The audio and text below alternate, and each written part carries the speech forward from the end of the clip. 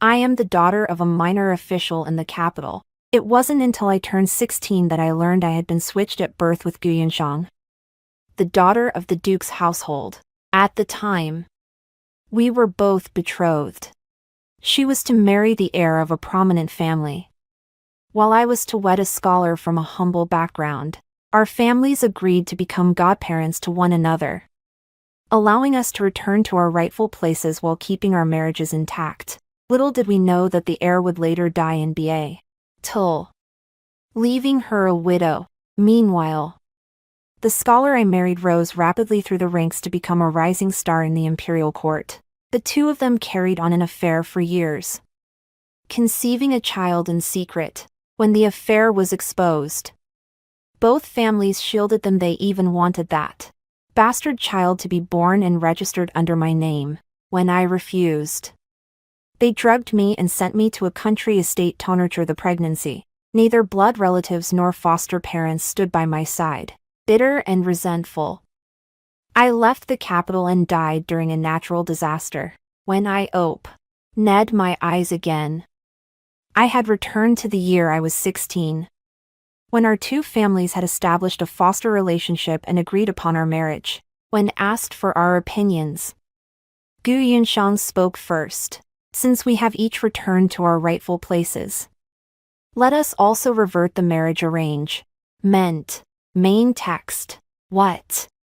As soon as Gu Yunxiang spoke, my biological mother, the Duchess of the British Duke, was the first to grow restless. The mix-up between our families was fate, though we've now returned to our rightful places. We've also established a foster relationship. You are still the daughter of the Duke's household. Simply consider yourself blessed with an extra set of parents, and follow your own heart. Indeed, my foster mother, Lady Hu Hom, I'd called mother for 16 years, echoed her. I've heard you and the Crown Prince of Chu have been childhood sweethearts.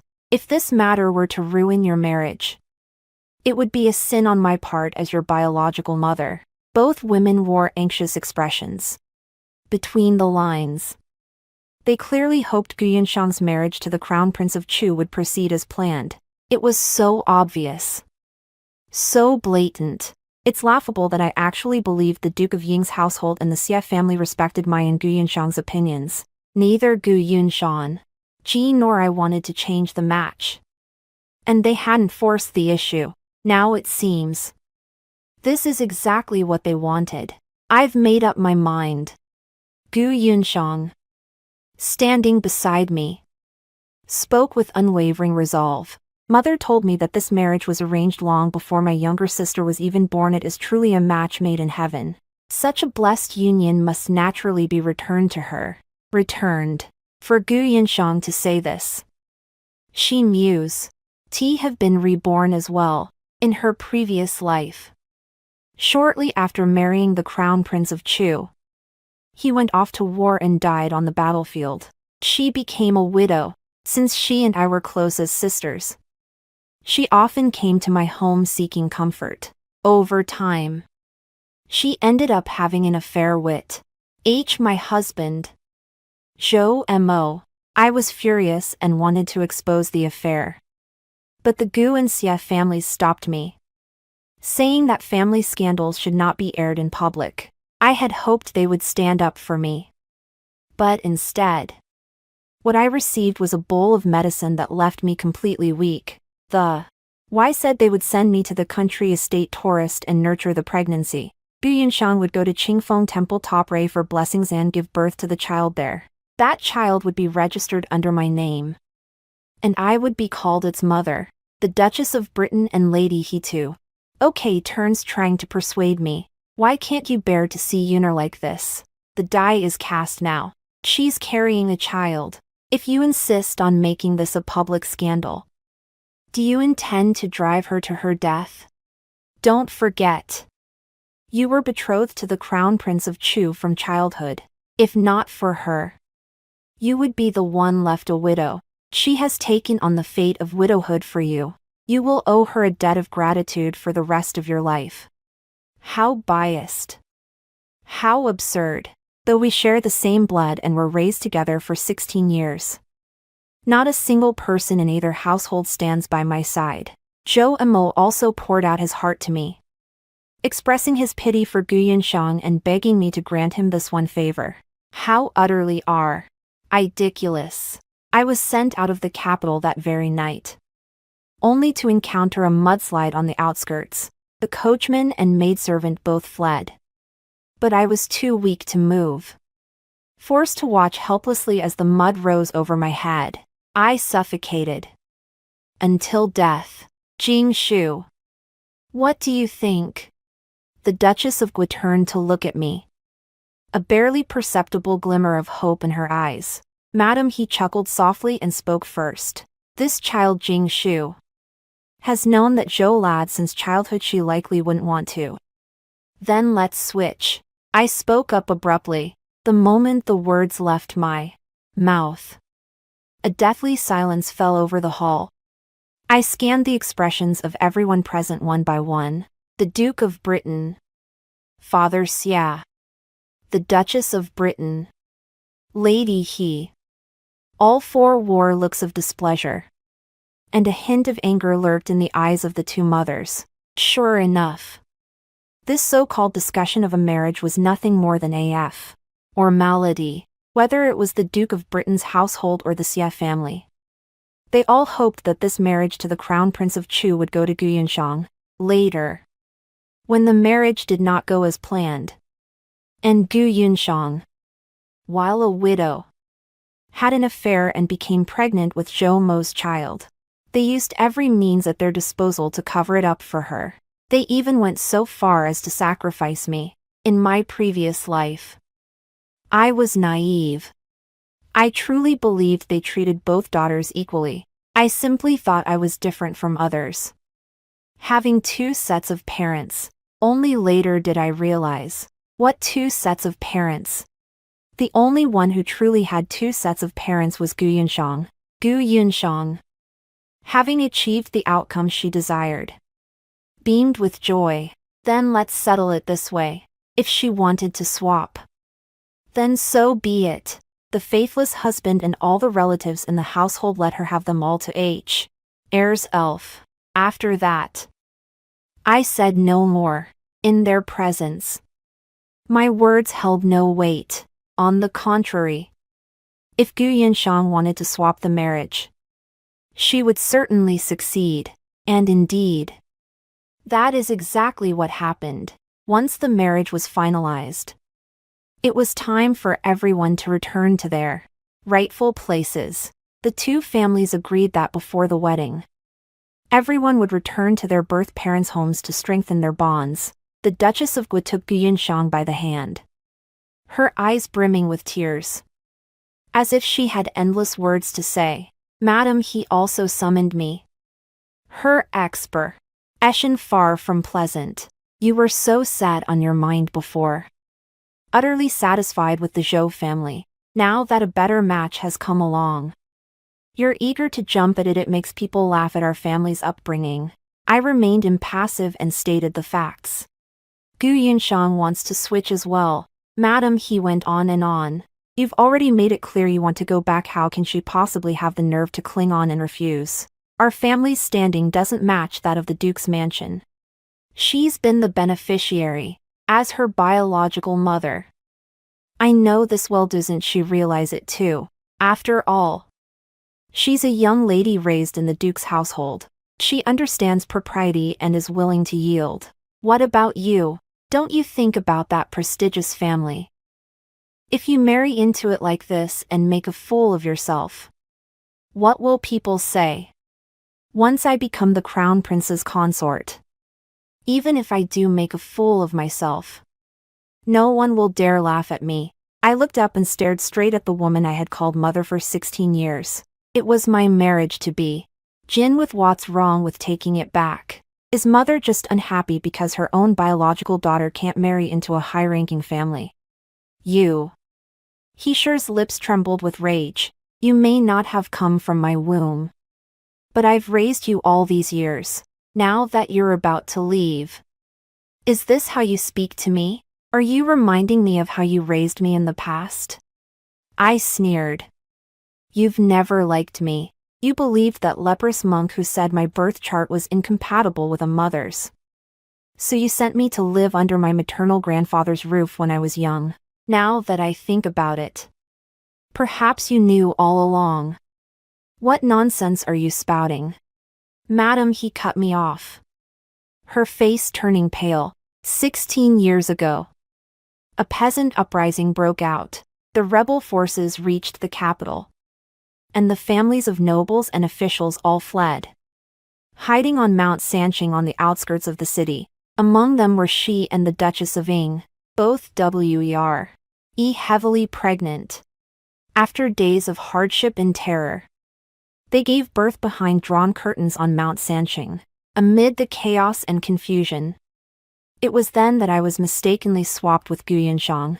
The truth was later discovered purely by chance. Madam, he brought me to a banquet, where someone noticed that I bore a striking resemblance to the Duchess of Gu. Upon looking at Madam they saw that Gu Yunshang's features were an exact match for hers. Coincidentally, a relative of the Duke's wife from her maternal family was present at the banquet. Recalling how the Duke's wife had given birth 16 years prior, she went to inform her. After the incident came to light, the capital treated it as a sensational story. Gu Yunshang, the eldest daughter of the Duke's household, was the very model of a noble lady proficient in music, chess, calligraphy, and painting. Not only was she betrothed to the Crown Prince of Chu, but she had also been selected as a companion to the princess, frequently attending to the noble lady. Yet she was not the Duke's biological daughter, but the daughter of a low-ranking 7th-grade official. Given the vast disparity in their social standing, many began to speculate, had Gu Yunshang's biological mother, driven by ulterior motives during childbirth, deliberately switched the infants to secure her daughter's entry into such a prestigious household. Madam, he dreaded nothing more than such speculation. Hearing these words, she felt a sudden surge of anger. I smiled. Gu Yunshang and I were born almost at the same time. If I bring misfortune to my mother, then she must be no better. I hope you will treat her the same way you treat me. Ignoring Lady He, whose face had turned pale with anger, I gathered my things and left. My relationship with Lady He has never been good. She developed a chronic illness after giving birth to me. When I was young, she refused to hold me, and as I grew older, she took no pleasure in me. She even believed a passing monk's words that my birth chart indicated I would bring misfortune to my mother. So she sent me to my maternal grandfather's home as a child, leaving me to live under someone else's roof. I've always been timid by nature, and after returning to the capital, I went out of my way to please her. Yet I never managed to win her favor. When the truth about the mix-up at birth came to light in my previous life, I realized her chronic illness wasn't caused by giving birth to M.E. I felt the rift between us had completely vanished. Yet I still never saw her. Me. Only now do I realize that her deep-seated resentment stemmed from Gu Yunshang. Yet she never harbored any resentment toward Gu Yunshang because of it. She did not blame Gu Yunshang. She blamed only me. As she boarded the carriage bound for the Duke's mansion, the Duchess's eyes remained red and tearful, her heart heavy with reluctance. She had 3 sons, yet only 1 daughter. Gu Yunshang was her youngest daughter, showered with love and affection from the moment she was born. She had poured her heart and soul into raising her, molding her into the very model of a noble lady in the capital. Now that Gu Yunshang was leaving for another family and marrying below her station, she was naturally heartbroken. If the other family were merely commoners, it would be one thing. She could simply bring both daughters back to raise them herself. But though the man's rank was not high, he was, after all, an official. Though the Duke's mansion was a prestigious and illustrious household, she could not possibly keep both. Otherwise, the censor's indictment would land on the Emperor's desk the very next day. Exchanging the two girls and establishing a foster relationship was already the best possible outcome. Once her mind was at peace, she turned to me and said, "From now on, I am your mother. You'll come with me to the Duke's mansion. And one day you'll marry into a prince's household. You must be cautious in all things." I nodded slightly. "Tell me, what books have you read? How many of the four arts, music, chess, calligraphy, and painting, have you practiced?" The Duchess, a descendant of the distinguished Wang clan, had read extensively since childhood and possessed exceptional talent. She placed great importance on these matters. In my previous life, she had asked me similar questions, not wanting my biological mother to look down on me. I searched my memory, recalled the titles of familiar books, and reported them to her. Unexpectedly, after hearing my answers, she decided to test me further, asking about the origins of a particular quote. Naturally, I stammered and couldn't answer. Her gaze was filled with disappointment. "Ignorant and spouting nonsense, how could my daughter be like you?" After that, she began to treat me with cold indifference. From that day forward, I devoted myself to studying day and night, hoping to make my biological mother proud of me. On the night I was sent out of the capital, I found myself wondering, how could she treat my own mother so harshly simply because I was uneducated, yet show such leniency and protection toward Gu Yunshang, who had defied the teachings of the sages? Only then did I realize, it was never that I had done anything wrong. Rather, her heart had been twisted from the very beginning. In this life, I certainly couldn't be bothered to make amends. I spoke the truth. I know a few characters, but I don't know anything about music, chess, calligraphy, or painting. That was indeed the case for me at this point in my previous life. Upon hearing this, the Duchess of Gua furrowed her brow. "You're so uneducated." I lowered my gaze meekly. "The Xie family isn't like the Duke's mansion. My father's monthly stipend isn't much. And we have two brothers preparing for the imperial exams. We simply couldn't afford to teach me music, chess, calligraphy, or painting."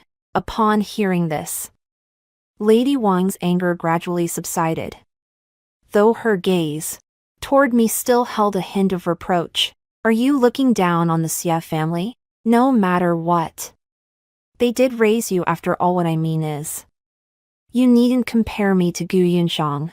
Even oranges grown in the north and south differ. How much more so with people, the things she knows, I do not."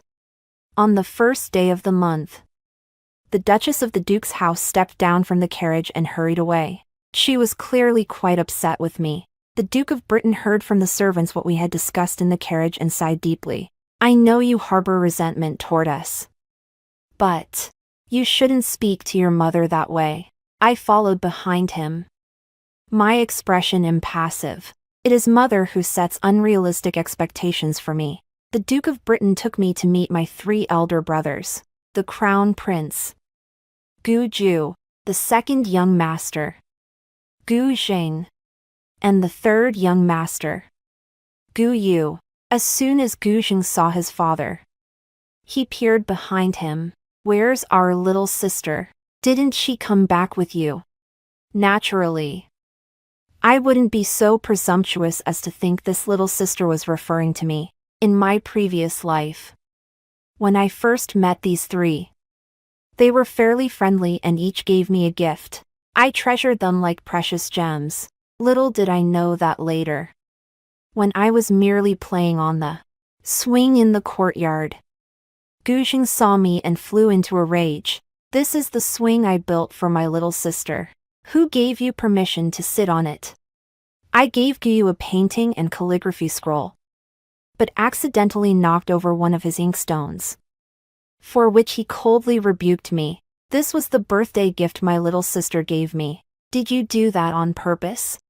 Even Guju, the crown prince of the duke, who was seen by outsiders as upright and proper, warned me more than once not to scheme against Gu Yunshang, no matter how I explained or defended myself. They all believed I was unfriendly toward Gu Yunshang. Later, Gu Yunshang even comforted me, saying that she had been bullied as a child, and her brothers were so used to protecting her that she was on edge all the time. She also said that given time, they would eventually see my good qualities. That is why I have tried to curry favor with these 3 older brothers for many years. Whenever I had something nice, I would always think to send them a gift. But how did they treat me in return? They intercepted and beat to death the trusted messenger I sent to the Prince of Chu's mansion. They dragged me back when I was preparing to report that adulterous couple. They warned me that if I dared to harm Gu Yunshang, they would not spare me either. The crown prince of Chu died on the battlefield. He was a loyal and heroic martyr. Gu Yunshang has remained a widow for him. She is a royal widow. But if her scandal were to spread, a royal widow committing adultery, she would not only lose her reputation but might even lose her life. So, they chose to suppress me. Yunshang has been staying at the Xie residence since before her marriage. The Duke of Britain nudged me forward. This is your younger sister. She returned with me, just as in my previous life.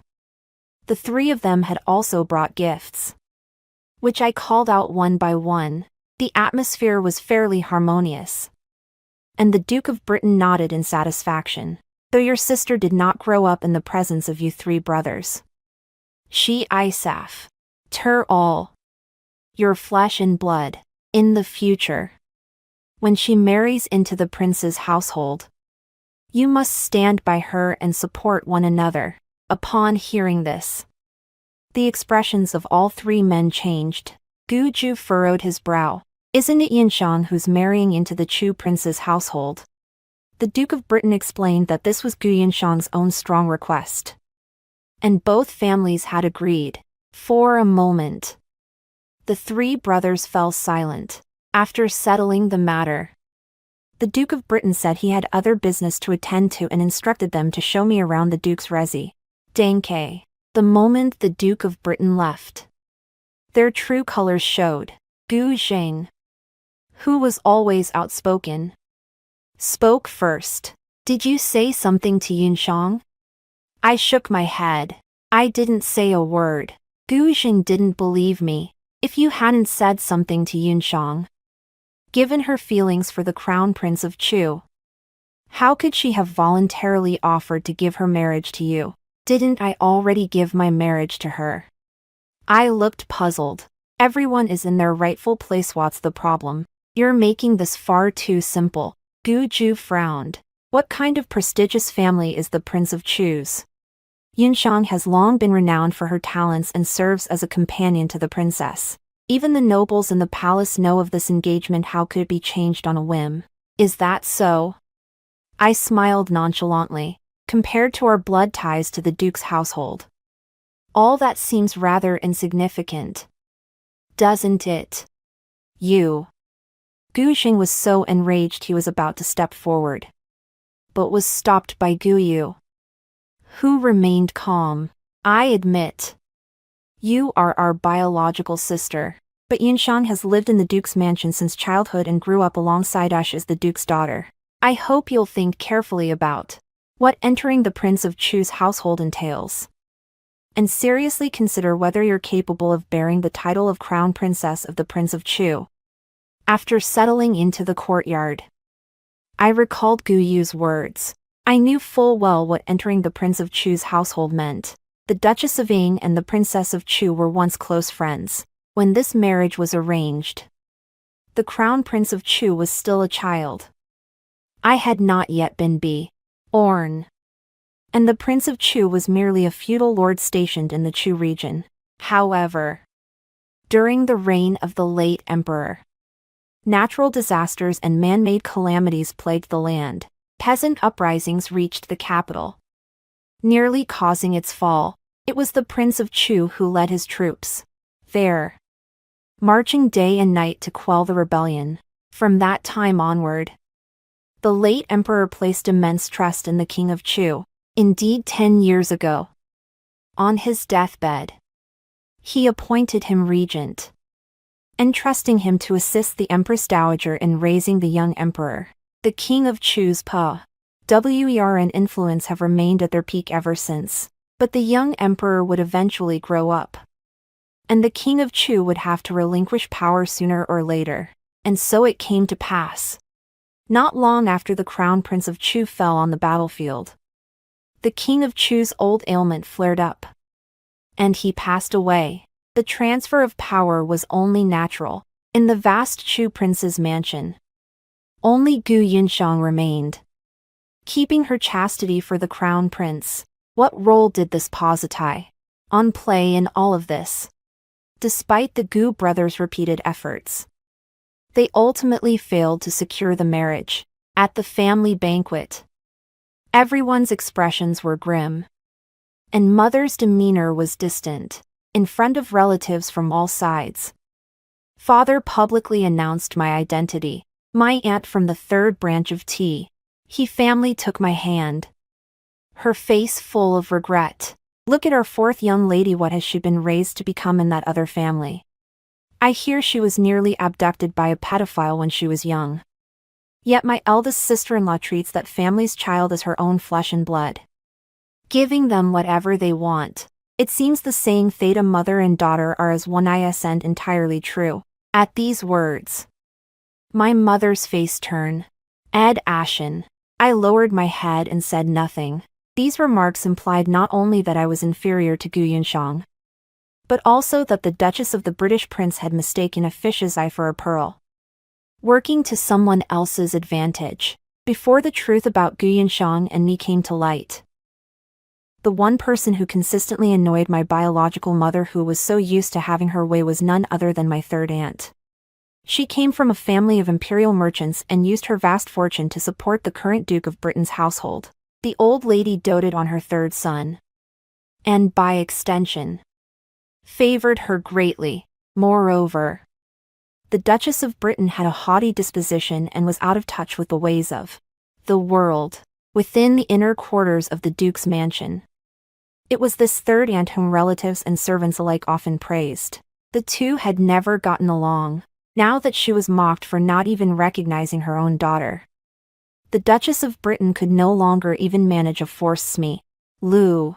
As soon as the banquet ended, she issued an order to confine me within the courtyard, commanding me to study books and learn household affairs, sleeping at midnight and rising at dawn. I immediately went to see my father, the Duke of Britain, looking pitiful. I've only just returned to the estate and haven't had a chance to spend time with my parents and brothers. Yet mother has already imposed such a strict order. Your daughter simply cannot bear it. The Duke of Ing gave a soft sigh. Rome wasn't built in a day. Your mother is indeed being a bit too hasty. I lowered my head. I know, father. I'm not as good as Sister Yinshang. Since I returned to the estate, neither mother nor my brothers have taken a liking to me. You are the only one who has stood by me. The Duke of Britain patted my shoulder. Time reveals a person's true character. You and Yinshang are both good children. As long as they see that, they will eventually accept you. I raised my tear-filled eyes. How can I make mother and my brothers love me as much as they love Yinshang? Jingzhu is slow-witted. Please enlighten me. Father. The Duke of Britain smiled without speaking, his expression somewhat meaningful. Now is not the right time. When the moment is right, I will tell you. Complaining to father had thoroughly enraged mother. She ordered the items to be taken back, then sent to Matt Ron to reprimand me. The lady says that since you do not wish her to manage your affairs, she will not. When you marry into the prince's household in the future, You must handle matters on your own and bear the consequences. Whether good or bad, I thought to myself that I would welcome that.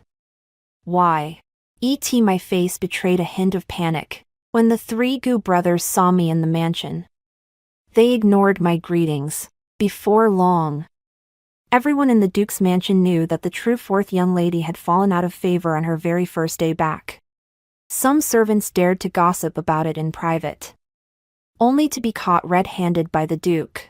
After a stern reprimand, they were sold off and banished from the estate. The mood in the mansion shifted again. People began to say that although the fourth young lady was not favored by the matriarch or the young masters, she had the Duke's support. After all, the Duke was the one whose word was law in this household. And so the days passed, and the wedding date drew near. Before the wedding, the Duke of Ing summoned me to his study. Do you still remember what I told you that day? In the court today, the Prince of Chu holds absolute power and is a grave threat to His Majesty. If you marry into the Prince of Chu's household and help the Emperor eliminate this villain, not only will your mother and brothers praise you, but the entire realm will applaud your noble deed. My heart skipped a beat. So that was it. In my past life, Gu Yunshang had played this very role. By then, you will be bestowed with an imperial title, and your wealth and glory will be boundless. Wealth and glory. Boundless. A faint smile tugged at the corners of my mouth. Is that really S? Oh, in my past life, the Prince of Chu's faction was indeed completely eradicated. But what was the result? To cover up his own hand in the purge of the Prince of Chu's household, the Emperor made no mention whatsoever of rewarding her. Gu Yunshang became nothing more than a devoted widow mourning her husband who had died in battle. In contrast, the Duke's household, which had been in decline since my father's generation, thrived after that, with my father and three older brothers all receiving prominent appointments. As a widow of the imperial family, Gu Yunshang was not even allowed to leave the house. She could only go out under the pretext of visiting relatives, and it was precisely under this pretext of visiting relatives that she often came to the Duke's mansion, where she became involved with Zhou Mo. This was truly a grueling task. No wonder.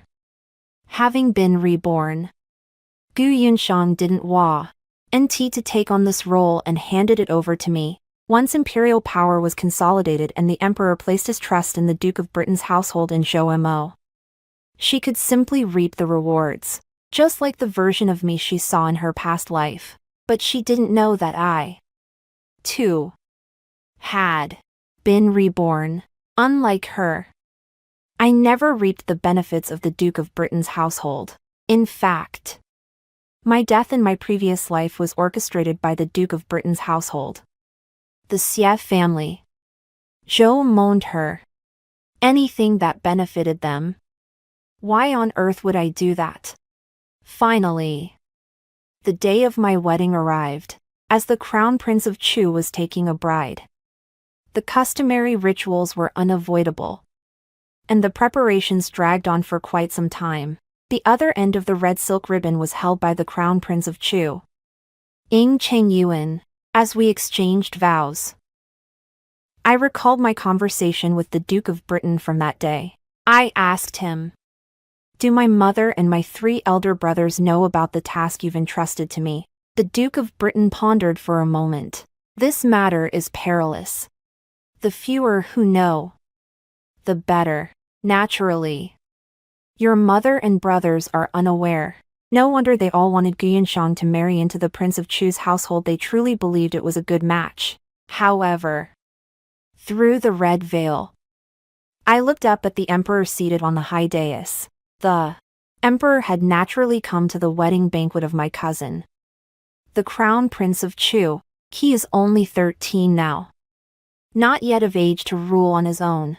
No wonder the Prince of Chu's mansion was unguarded in my previous life. No one could have imagined the Emperor would strike against it so soon. Watch your step, a person beside me reminded me in a calm voice.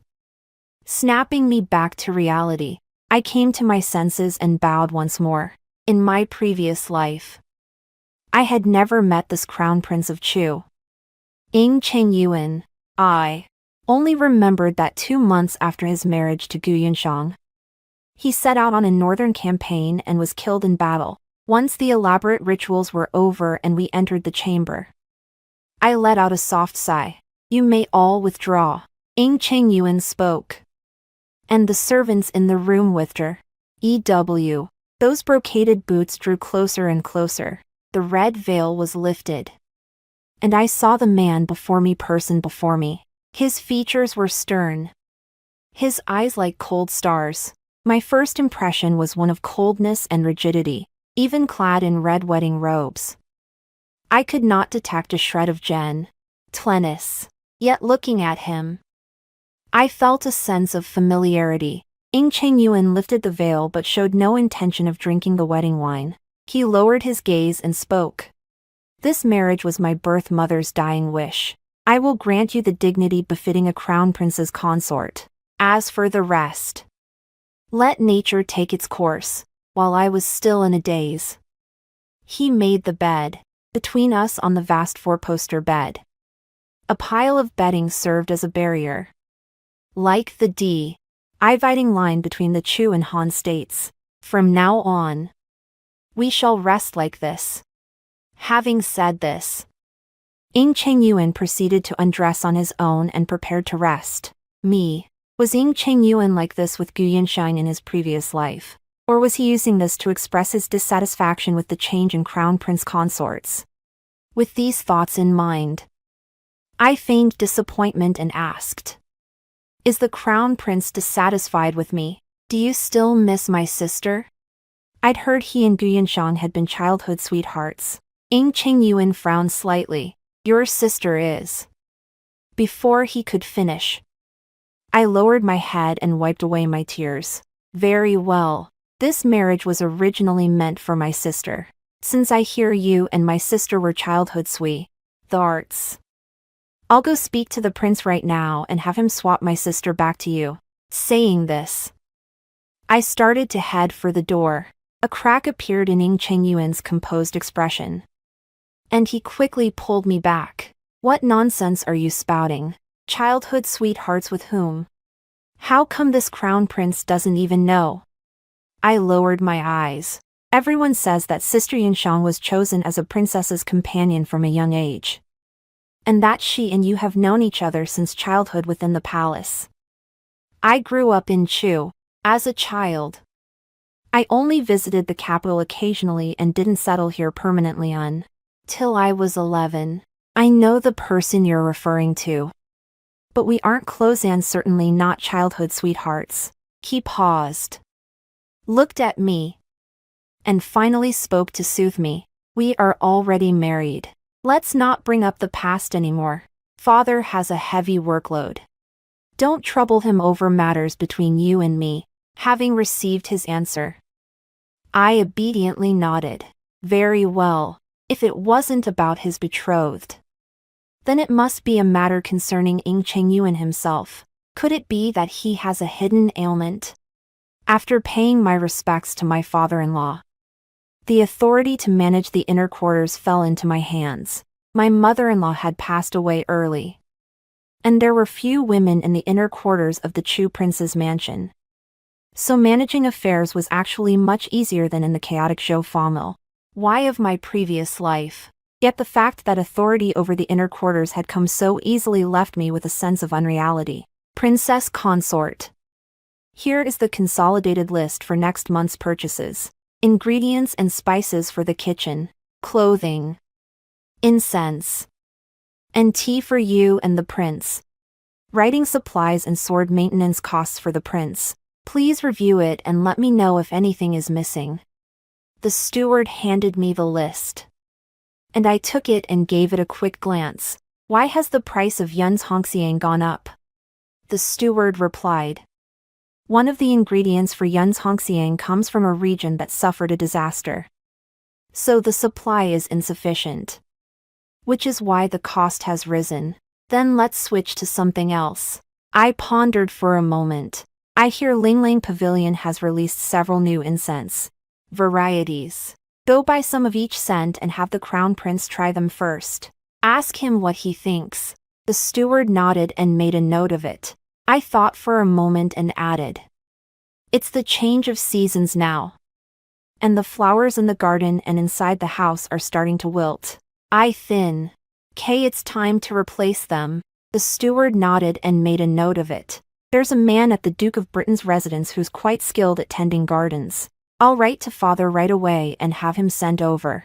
After settling all these matters, I returned to my chambers. The elderly Urs, who had been silently following me, spoke up.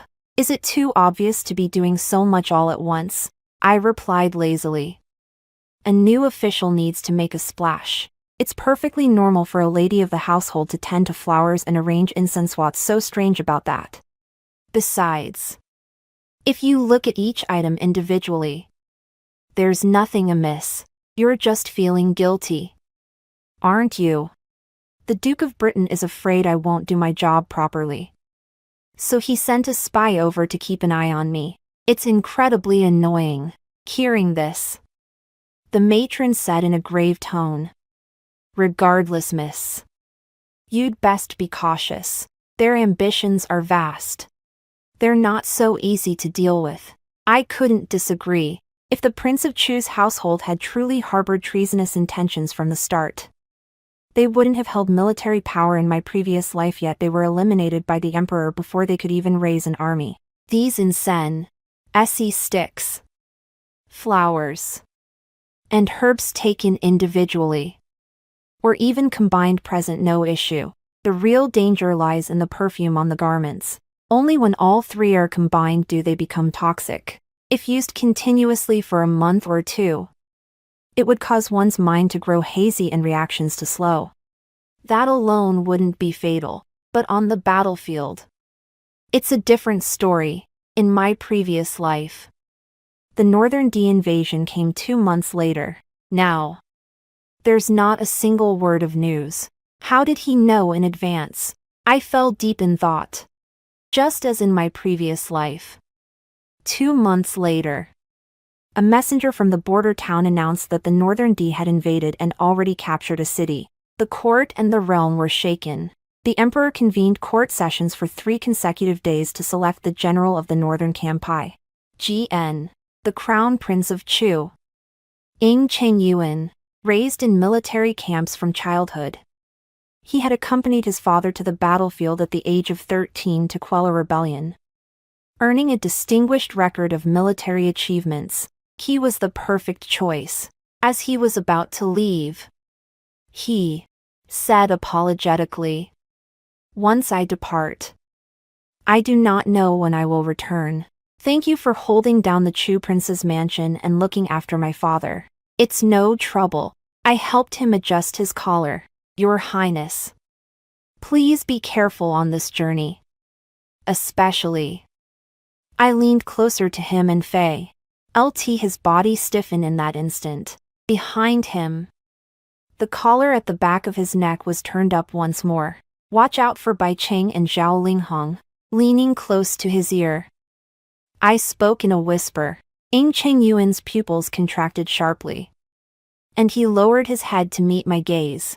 In past life, when Ing Chengyuan left on this journey, what returned was his corpse, and Zhao Linghong's testimony. Zhao Linghong said that in this battle, Ing Chengyuan had acted recklessly and dangerously, nearly dragging the entire army down with him. Fortunately, thanks to him and Bai Ing turning the tide, they managed to preserve their forces.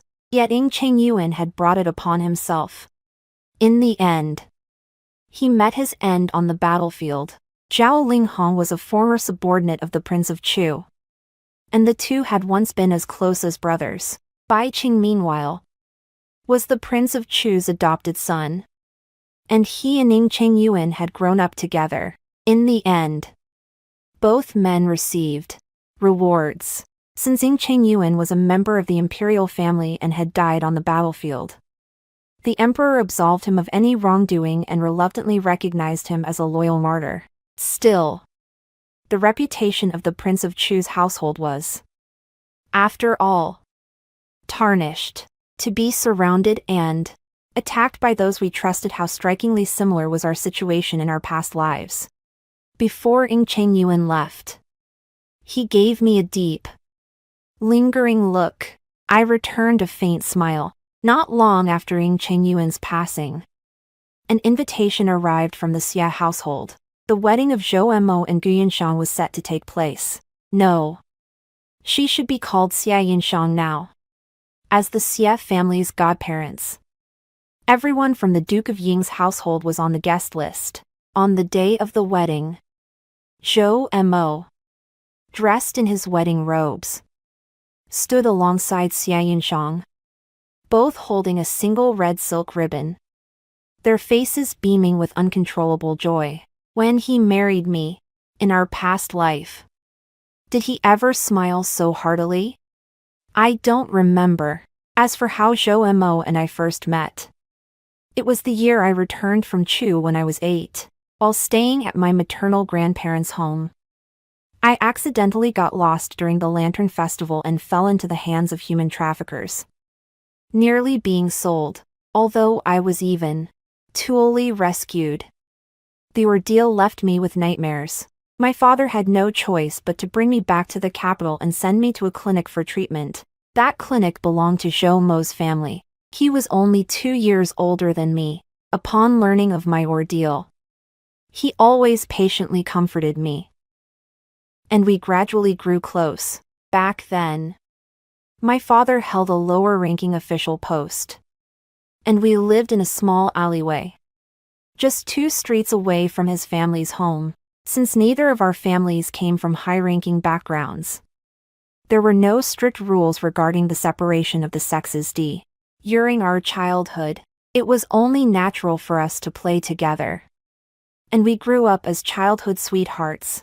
As we grew older, he passed the Shokai examination, and my father held him in the highest regard. Thus, our engagement was arranged, but after we married in our past life, he and Xia Unshang conceived a child out of wedlock. When I confronted him, he pleaded with me in anguish to grant him my blessing. When I was young, I was once caught in a torrential downpour on the street. She passed by in a horse-drawn carriage and had her maid hand me an umbrella. That fleeting glimpse became the obsession of his heart. Zhou Enmo smiled bitterly when I learned of the disparity in our social standings. I even secretly fantasized about whether I could swap the marriage arrangements as well. Fate is cruel. Now that she carries my child, I ask only for this child. Jing Shu, could I beg you to acknowledge this child just for my sake? His words were truly heartfelt. If they are truly in love, then what am I? And my child, who had just been diagnosed and was not yet 2 months old, was buried with me in the mudslide. In this world, no one but me knows that he ever came. I watched coldly as the 2 of them walked hand in hand. As I was buried, my chest felt suffocated. Blood gushed from beneath me, and I screamed for help with all my strength. That is how I breathed my last. Half a year later, Ing Chengyuan returned triumphant from the campaign. When it came time to distribute rewards for merit, he produced testimony accusing Deputy General Bai Cheng and Zhao Linghong of colluding with the Northern D and leaking the defense maps. Se. Ding shockwaves through the court and the realm. After an investigation, the emperor had them imprisoned. When Ing Chengyuan returned to his mansion, he exuded an air of grim determination. I stepped forward to help him remove his cloak, but my wrist was gripped tightly. He stared into my eyes. How did you know? How I knew is unimportant. What matters is that your highness has returned safe and sound. Ing Chengyuan loosened his grip, and I continued to help him remove his cloak. I haven't yet congratulated your highness on fighting such a brilliant battle, Ing Chengyuan said in a deep voice. Had it not been for your warning, I fear it would have been difficult. Was it the Duke of Ing? He asked, lowering his head. I neither confirmed nor denied it. Ing Chengyuan remained silent for a long moment. I interrogated them. Zhao Linghan said they tried to persuade father to rebel several times, but he refused. He also said that sitting in that position, whether he wanted to or not, he would meet a grim end. They didn't want to be at father's mercy, so they became that man's blade. And you? He looked down at me. You clearly had the chance to be the blade. Husband and wife are one. I do not wish to be the blade, nor do I wish to be the fish. I asked him. And you? Your Highness, are you content to be the fish? Ing Chengyuan's eyes darkened slightly as he lowered his head and took my hand. Silence speaks louder than words. A few days later, Xia Yunshang suddenly sent an invitation, asking me to join her at Qingfeng Temple to burn incense. I arrived on time. As soon as we exchanged a few pleasantries at the temple, she led me to the dense forest behind the mountain. She cut straight to the chase. You've been reborn too, haven't you? I feigned confusion. What are you talking about? Sister, I don't understand. Don't play dumb. Xia Yunshang gritted her teeth. Why didn't Ing Chengyuan die this time? Did you actually carry out the task father entrusted to you? If you had, how could things have turned out so differently from before? Unless you've been reborn too, and went out of your way to do something else. I lowered my eyes. Since you've already guessed, why ask again? Even though she had already guessed it. Upon receiving a definitive answer, Xia Yunshang still couldn't believe it. She let out a startled scream. Have you lost your mind? Have you forgotten whose side father is on? Seeing my indifferent expression, Xia Yunshang grew impatient. Even if I wronged you before, your death was an act of nature. We can't be blamed for it. Now our interests align. The Duke's mansion must prosper for us to prosper. Don't you understand? Wrong. I shook my head with a smile. It has always been that when the Duke's mansion prospers, you prosper, but I have never prospered. Xia Yunshang was at a loss for words. How can you be so selfish? In our past life, I sacrificed myself for the greater good that benefit both you and Zhou Mo. Now it's your turn. Why won't you do the same? Are you willing to betray the Duke's mansion over some trivial matter? Xia Yunshang's eyes were filled with disappointment. If you remain stubborn, don't blame me for telling father. She turned to leave, but I called her back. Xia Yunshang. She turned her head, her tone mocking. What's this? Have you changed your mind? But it's too late to regret it now. You've ruined the perfect opportunity. Once father finds out. Before she could finish, her body swayed slightly, and she stumbled backward 2 steps. Yugu Jingzhu. What have you done? What have I done? All I can say is, perfume is a wonderful thing.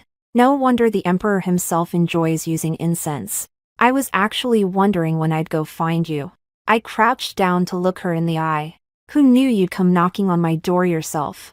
Struggles for imperial power are often a matter of life and death. This world can have reincarnated individuals, but it cannot have 2 opposing reincarnated individuals. This means that today, between her and me, only one will return unscathed. What do you think you're doing? You dare lay a hand on me?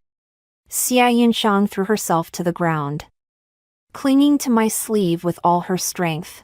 If you dare touch me, mother and my brother won't let you get away with it. They'd have to find out first. Sleep now. Don't be afraid. My tone was soothing. After all, we were once sisters. I promise you won't suffer too much. Xia Yunshang's lips trembled. She could say no more and closed her eyes in resignation. Xia Yunshang went to Qingfeng Temple to burn incense. On her way back to the capital, she encountered a band of bandits and fell off a cliff.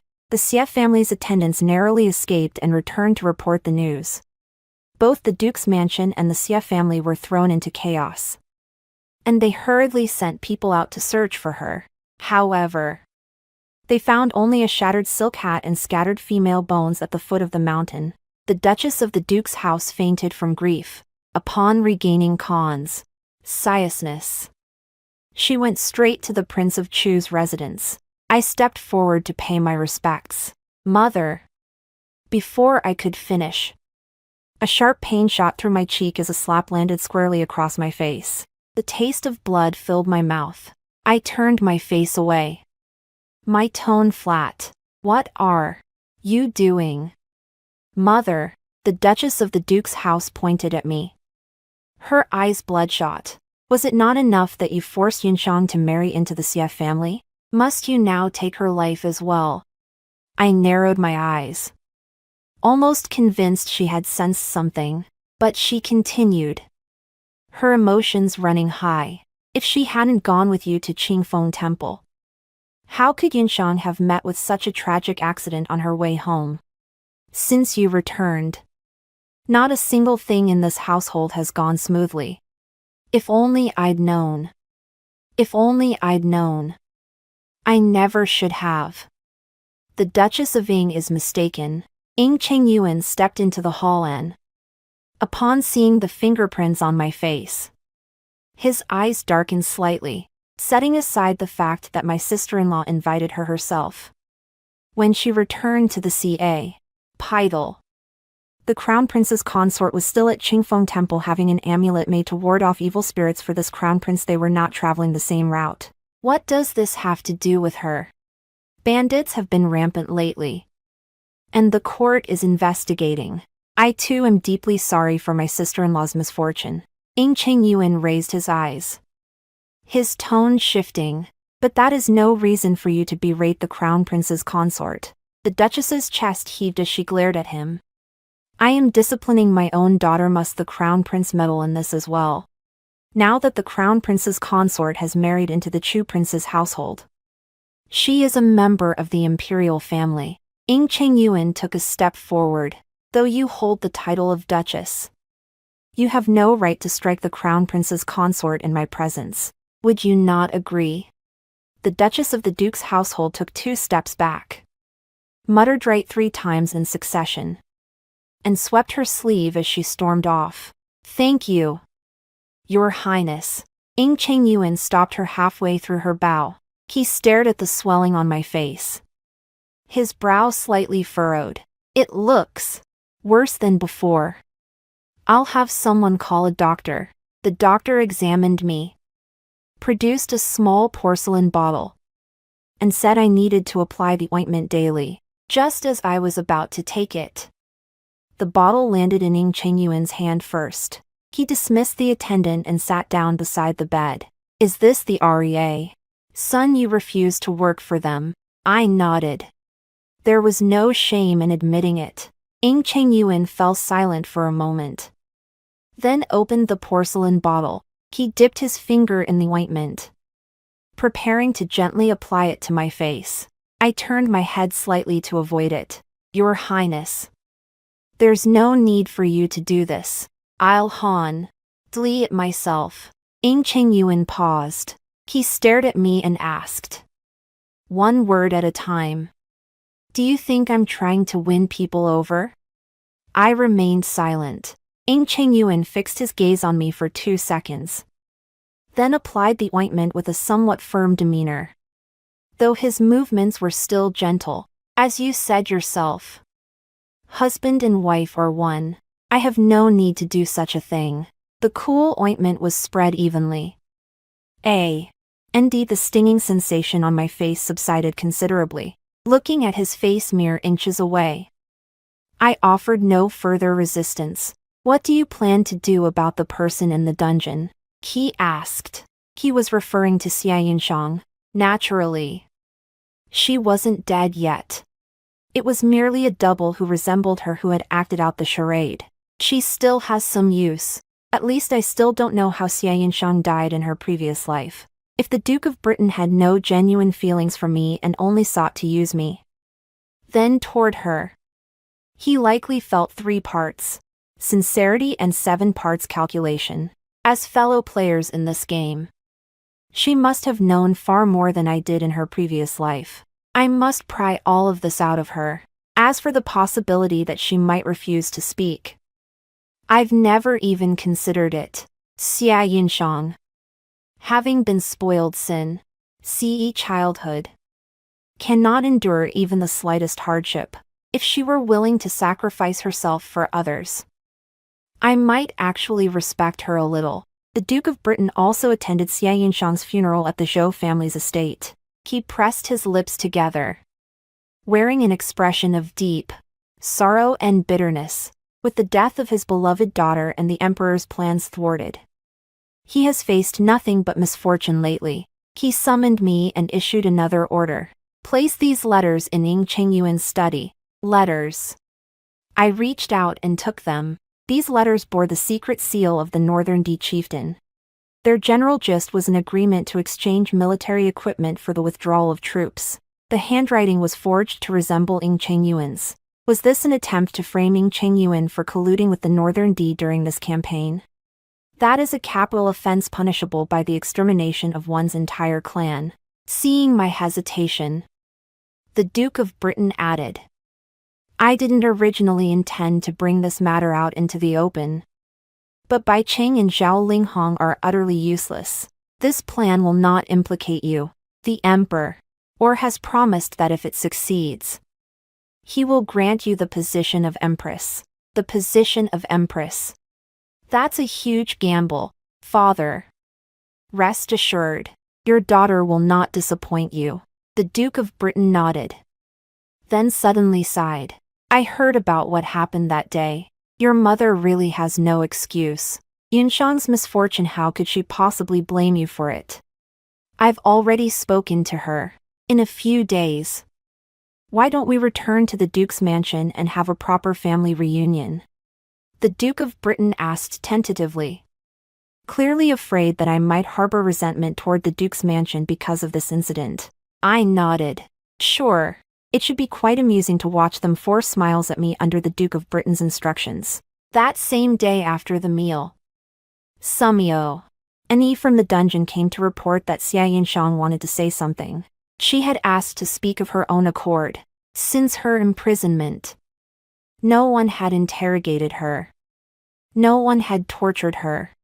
She had simply been locked up, with meals delivered daily. The meals were delivered 3 times a day at first, then gradually reduced to once a day, and eventually to once every 2 days.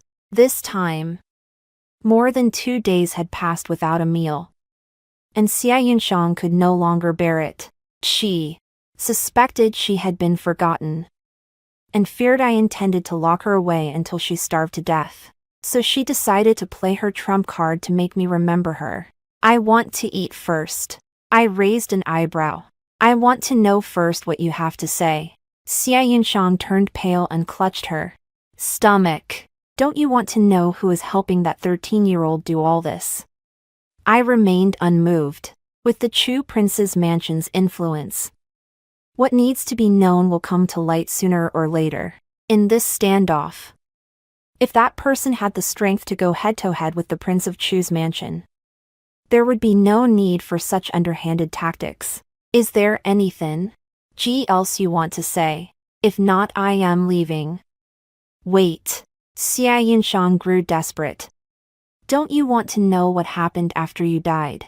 There's nothing worth knowing about things that will change in this life. Without turning my head, I continued walking toward the door. Xia Yinshang bit her lip and called out to me. I'll tell you. Gu Jingzhu. I'll tell you. But after you hear this, you must let me go. She took a deep breath. There is an eunuch by the emperor's side who handles his writing implements, named Lu Quan. He devised strategies to help the emperor eliminate the Prince of Chu, and has since been entrusted with greater authority. Stirring up trouble in the imperial court, Xia Yinshang said with some difficulty. Father and Zhou Mo were framed by him. Both were imprisoned. And our entire family was exiled. Ha! Hearing this, I couldn't help but laugh out loud. What are you laughing at? Xia Yinshang snapped angrily. I wiped the tears of laughter from the corners of my eyes. I thought it must be some kind of glorious future that made you so determined to do it all over again. Is that all? What do you know? Xia Yinshang retorted. Her face pale.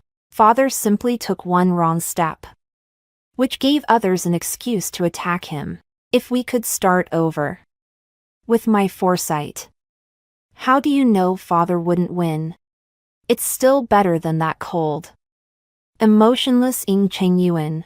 He's incapable of human affection. What good would winning do him anyway? Xia Yinshang urged me with some urgency. Keep helping Father and the Emperor. Once things settle down, I'll have Father eliminate Lu Quan. By then, the Duke's mansion will be overflowing with unimaginable wealth and prestige. Don't be so stubborn. I nodded. You have a point. Xia Yinshang's face lit up with joy. I called a servant over and ordered. Bring her some food. The table was soon piled high with dishes all colorful and fragrant, making one's mouth water. Xia Yinshang beamed with delight. Halfway through the meal, she said, NLY remembered something. If you remain so infatuated with Brother Zhou, then perhaps I might even be willing to share him with you. I snorted derisively, shook my head, and walked away. Gu Jingzhu. Who gave you permission to leave? Didn't we agree to let me out? I pushed the voice to the back of my mind and stepped out of the dungeon. A quarter of an hour later, the jailer reported that the prisoner had passed away. I let out a soft sigh. After all, we were bound by a two-lifetime connection. I had used the least painful poison. If she were to be reborn, I hoped she would be wiser in her next life. Lu Quan. Staring at the name written on the desk, I fell into deep thought. In my previous life, Zhou Mo was highly favored by the emperor. I seemed to recall him mentioning a eunuch named Lu. This man was a massive corrupt official. Your Majesty, this servant must report that the Crown Prince of Chu has colluded with foreign enemies and smuggled military weapons abroad. I implore your Majesty to investigate this matter thoroughly. On a sunny, breezy morning, the Duke of Britain took the lead in accusing the Prince of Chu's household. How dare you? Duke of Britain. The Emperor slammed his fist on the desk. Do you realize the gravity of your words? You are accusing my own cousin, who has just distinguished himself in the Northern Campaign. The Duke of Ying knelt and swore an oath, presenting a letter. This was discovered by my daughter, the Crown Prince's consort, in the study. Out of a sense of duty, she handed it over to me. There are many such letters in the study. Your Majesty may send men to search it to verify their authenticity. The accused showed not the slightest sign of panic, because when the Emperor sent men to search, they found nothing. Impossible. The Duke of Britain began to panic. The Crown Prince must have prepared in advance and hidden the letters. Your Majesty, please summon the Crown Princess to testify. I was summoned to the imperial court to testify, under the gaze of everyone present. I feigned ignorance on the spot. What is Father talking about? I don't understand. What letters? When did I ever give you any letters? Upon hearing this, the Duke of Britain's eyes nearly popped out of his head. Gu Jingzhu. Have you lost your mind? How dare you take sides in the Emperor's presence? I shook my head. I'm simply telling the truth. How is that taking sides? After all, you are my father. If such a thing truly happened, and I refuse to admit it, wouldn't you be framing a loyal subject? You gave birth to me. If anyone should take sides, it should be me. On your behalf. Well said. A court censor stepped forward to support me. Presenting the ledgers. Your Majesty. I accuse the Duke of Britain of embezzlement. 18 years ago, the Duke was ordered to construct the Fengcheng Dike. Yet he embezzled tens of thousands of disaster relief funds. The following year, the dike burst during a flood, leaving tens of thousands of disaster victims homeless. 17 years ago, the leader of the rebels who attacked the capital was a native of Fengcheng and he rebelled right after that flood. Nonsense. The Duke of Britain hurriedly retorted. This matter had truly struck at his Achilles' heel. There was one thing I'd never been able to figure out. The Duke of Britain's wife and the Princess Consort of Chu were once close friends. And the Duke of Britain's household and the Prince of Chu's household were related by marriage. Since the Duke of Ing craves power and influence, why would he go out of his way to aid an emperor whose power is still weak? It was only after Ing Chengyuan sent someone to investigate that I learned he had no choice but to help. He holds a certain matter over the emperor's head. The plot to frame the Crown Prince of Chu for colluding with the enemy hasn't even been fully resolved. And now a corruption case from a decade ago has been dug up. The expression on the face of the man on the dragon throne grows increasingly grim. The Duke of Britain was already overwhelmed. Yet it was far from over. Wang Yushang, a censor who had served 3 reigns, stepped forward to bring charges. Presenting a list of crimes, he claimed there were treacherous eunuchs in the emperor's inner circle who were betraying the country, collaborating with the enemy, persecuting loyal officials, and sowing discord between the emperor and the Prince of Chu, uncle and nephew. Indeed, there were those collaborating with the enemy. Lu Quan used military supplies and wealth as bait, coordinating with the northern barbarians in a scheme of internal and external collaboration, intending to have Ing Chengyuan die on the battlefield. Under the pretext of helping the emperor eliminate a threat, the emperor actually believed this man's schemes were profound. In a past life, he had indeed succeeded in his plans. Even the later Duke of Britain fell at his hands, and the emperor was stripped of his power. If such a man were to rise to power, who knows how terrifying he might become in the future. In the imperial court, a group of the Prince of Chu's supporters stepped forward, declaring their intent to purge the emperor's inner circle. After a dramatic spectacle that lasted all morning, the episode concluded with the Duke of Britain and the eunuch Lu Quan being imprisoned. The emperor was still young after all. Seeing that his plans had failed and facing pressure from his ministers, he had no choice but to compromise. Though the outcome was favorable, the atmosphere at the Prince of Chu's mansion did not improve. The Prince of Chu had a heated argument with Ing Chengyuan. The Prince of Chu believed that the emperor was still young and had merely been deceived by treacherous men. And now that the treacherous ministers had been purged, the Prince of Chu's household should know when to stop. They must never harbor any disloyal intentions. Ing Chengyuan, however, felt that since the emperor had already acted against them without regard for family ties, he was merely biding his time for now and would inevitably return to strike again sooner or later. The two had a very unpleasant argument. I comforted him. Father values our family ties. Sooner or later, he will come to his senses. The King of Chu and the late emperor were brothers from the same mother. Having grown up together, their bond was naturally extraordinary. Moreover, he had been entrusted with the care of the late emperor's son. To act this way would be to defy the will of the entire realm. Ing Chengyuan looked at me deeply. I fear I won't have time to wait for him to come to his senses. He took my hand. Your public defection that day has already left an impression on the emperor. Now that the Duke of Britain and Lu Quan have been eliminated, the Empress Dowager still stands behind the emperor. Whether they will move against you, and when they will do so, remains unknown. He pondered for a moment before reaching a conclusion. We must act before they do. Ing Chengyuan spoke these words, and he Ted upon them. He acted behind the Prince of Chu's back. Within 7 days, the emperor passed away from a heart condition. By the time the Prince of Chu realized what had happened, the matter was already settled, since the late emperor had neither children nor brothers. The ministers Dalib rated and elevated the Prince of Chu, his closest relative, to the throne. The emperor had no choice but to accept this with a heavy heart. Ing Chengyuan was proclaimed crown prince. When it came time to name the crown princess, a minister spoke up in opposition.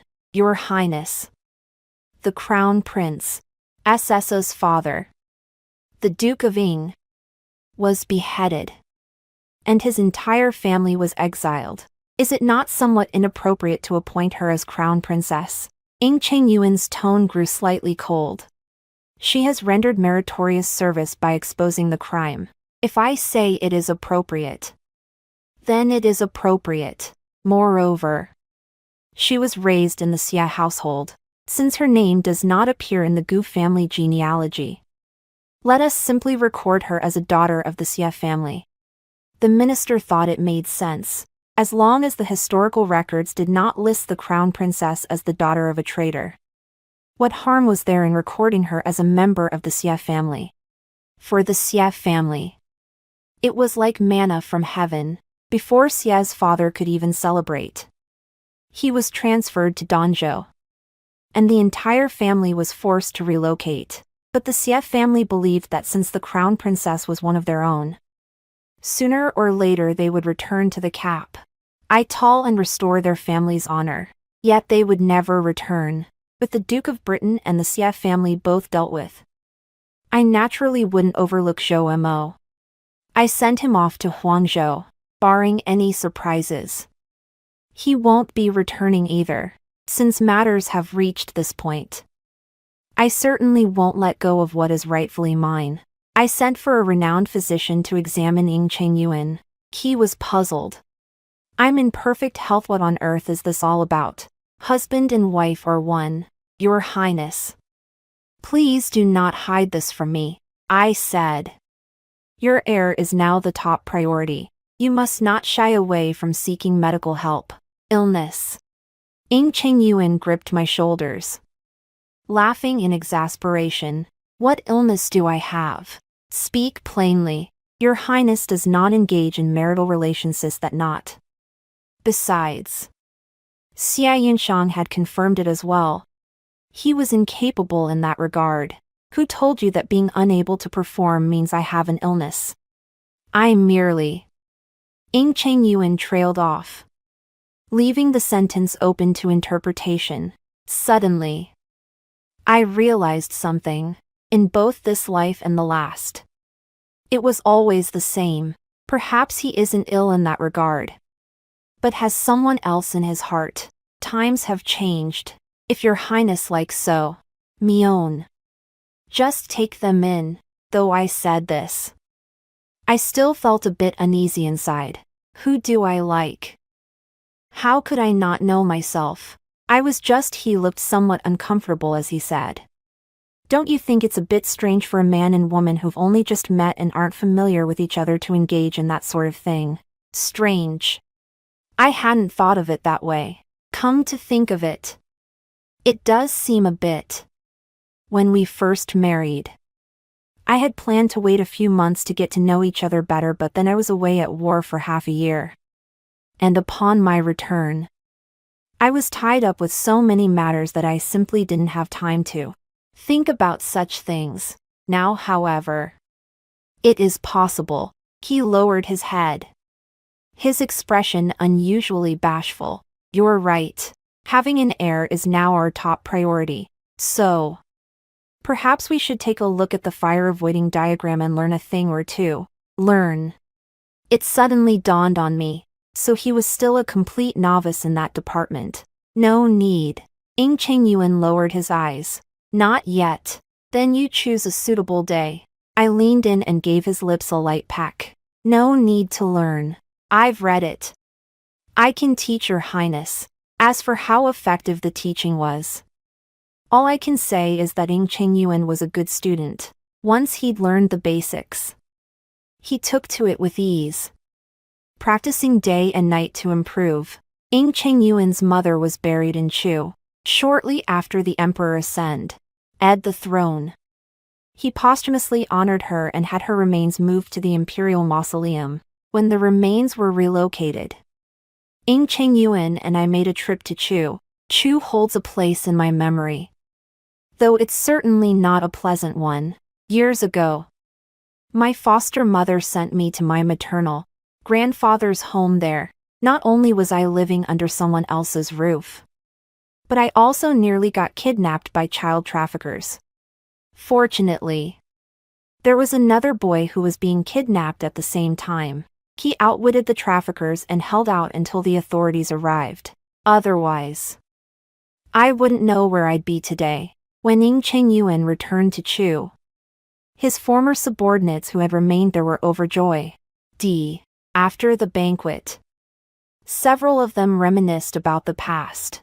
Your Highness's consort doesn't know this, but back when His Highness was in Chu, he was such a rascal, climbing trees to steal bird eggs, wading into rivers to catch fish, venturing into the mountains to hunt wild beasts. There was nothing he wouldn't dare to do. Ing Chengyuan kept his composure. Don't go talking nonsense. Our prince may be a bit of a troublemaker, but how could you call him naughty? When he was just 11, he was incredibly brave, went deep into the child traffickers' camp all by himself, outwitted them, and rescued some 40 children. That's exactly why the emperor brought him back to the capital to be disciplined. Since then, he hasn't come back as often. Seeing me stare blankly, Ing Chengyuan took my hand and whispered, "Don't listen to their nonsense. I was very well behaved when I was young." I chuckled. Ing Chengyuan looked a bit displeased. What's so funny? I suppressed my smile and said earnestly, I think you did very well, Your Highness. No wonder I felt his face looked familiar when I first met Ing Chengyuan. It turns out he had saved me once before, back when I didn't even know it. Now that I've saved him once in this life, I suppose we've come full circle. The story has come to an end. Thank you all for sticking with me. See you in the next chapter.